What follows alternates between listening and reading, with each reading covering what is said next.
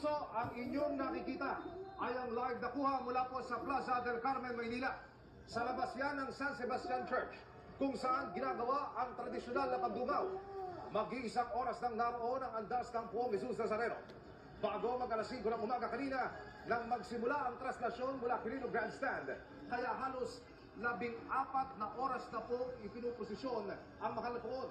Magtatapos ang traslasyon dito po sa Minor Basilica and National Shrine of Jesus Nazareno o Quiapo Church. Sa gitna ng nag-aalab na debosyon at pananampalataya, hindi naiwasang may mga debotong nasaktan at nangailangan ng atensyong medikal. Kabilang dyan ang 2 grupo ng debotong nagrambulan matapos umanong mag-unahan sa paghawak sa tali ng andas ng puon.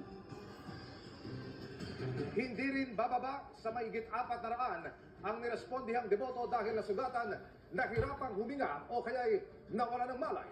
Nakatutok si John Consulta. 10 minuto pa lang ang nakakalipas nang magsimulang umusad ang andas ng Poong Jesus Nazareno. Biglang nakagulo ang ilang grupo ng mga deboto sa bahagi ng Katigbak Drive malapit sa andas.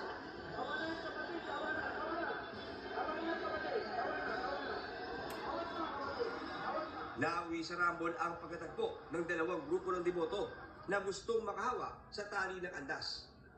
Maya-maya lang, may lalaking binitbit papasok sa MPD Station 5. May dugo sa ilong at kamay, sira ang sandong suot matapos makuyong.